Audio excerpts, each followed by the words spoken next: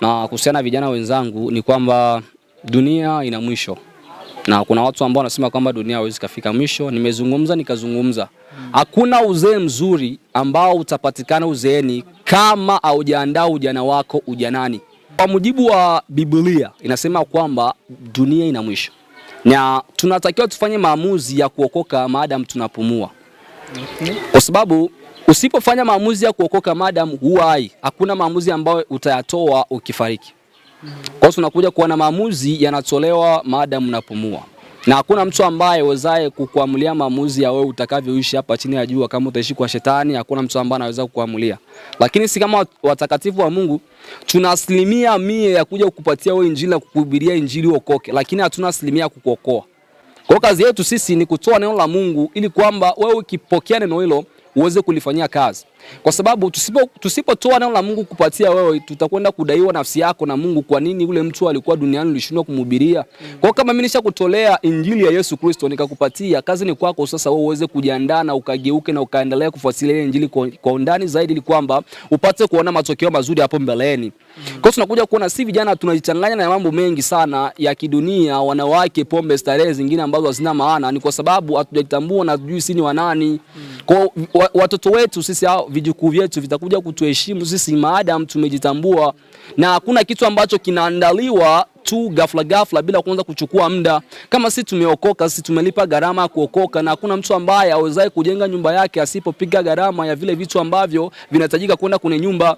Tena kutubu baada ya unyakuo, hakuna tena kwenda kanisani. Sasa unasubiri mimi nitakuwa mtakatifu maadamu nimekuwa mzee. Haitawezekana. Kwa sababu gani? Muda ambao unauringia ni huu hapa na unaochukulia kawaida. Kwa sababu gani? Haujajua vitu ambavyo vitatokea baada ya unyakuo. Kwa hiyo unatakiwa ufanye hatua sasa hivi uweze kubadilika ili kwamba Yesu Kristo atakapokuja aende na wewe katika ufalme wake. Hilo ndio jambo ambalo nilikuwa napenda niongee na wewe kijana mwenzangu. Sote ni vijana na tumefanya uamuzi.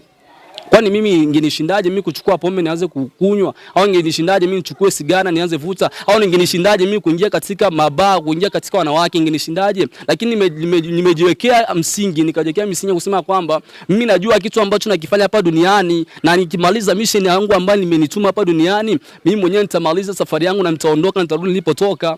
Kwa hiyo tunakuja kuona vijana wengi wanaokoka wakiona kwamba baadhi ya vijana wengi maarufu wanafariki, ndio wanaanza kufikiri kumbe kifo kipo. Kwa hiyo natakiwa tufanye maamuzi ya kuwahi kukomboa wakati ili kwamba tutakapofika sehemu maalum ambayo Yesu atakuja kunyakua kanisa lake, atukute sote tumekuwa safi. Tusipokuwa safi sisi hatutaendaje mbinguni, na Yesu Kristo ataendaje kumlaki mawinguni? Ni kitu ambacho hakiwezekani. Kwa hiyo unatakiwa kufanya hatua uweze kuokoka ili kwamba Yesu Kristo atakapokuja aje akuchukue. Injili unaisikia kwa leo, lakini si kila siku ambayo utakuwa unaisikia injili. Siku za mwisho utasikia injili tena. Sio utakuwa unaisikia injili. Siku za mwisho utasikia injili tena. Siku ambayo Yesu Kristo atakuja kuchukua kanisa lake utasikia injili. Kwa hiyo injili unaisikia kila siku leo, unachukulia kawaida, unacheka. Ni kama vile Sodoma na Gomora, kama vile kipindi cha Nuhu, watu walikuwa wakila wakinywa, lakini mafuriko yalipokuja hakuna mbali stahimili. Ndipo itakapokuwa siku hiyo ya mwisho. Watu wanakuwa busy na mambo mengi, lakini siku ambayo mwanadamu atakapokuja hakuna mtu ajuaye saa wala dakika. Hata gisi ninavyoongea na wewe hapa unaweza akaja. Sasa akija mdaona wewe unajipanga unasema kama mtaokoka nishakuwa mzee, kwani utaenda naye mbinguni? Okay. Jibu hapana. Hapana kabisa. Yes, nashukuru Mungu kwa sababu ameongea na wewe na amezungumza na wewe vitu vingi sana kupitia video hii, na uweze kufanyia kazi ili kwamba siku atakapokuja uende kumlaki mawinguni. Na sisi hatutashindwa kuongea leo kweli, na injili yetu sisi tutaendelea kuisambaza ulimwenguni kote ili kwamba iwe ushuhuda kwa mataifa. Asante sana. Asante sana ndugu mpenzi mfuatiliaji wa media ya One Day Yes TV, na fikiri umenufaika mengi sana ambayo labda ulikuwa utarajia kama utapata siku ya leo. Umefarijika, na naamini ukitumia muda mzuri wa kujifunza basi utajiweka katika nafasi nzuri ya kuwa katika mstari wewe na Mungu, huku ukisubiria kuja kwa Yesu. Je, akija hata leo utakuwa tayari? Upande wa pili tukiangalizia hata kwa maisha ya wachungaji wetu ambao wanatupatia neno kila siku, wanakuambia kwamba mimi nakupa neno tu, lakini angalia kesho yako, angalia njia zako. Je, uko vizuri na Mungu? Ni swala la kujiuliza. Je, akija hata leo mimi nitakuwa wapi?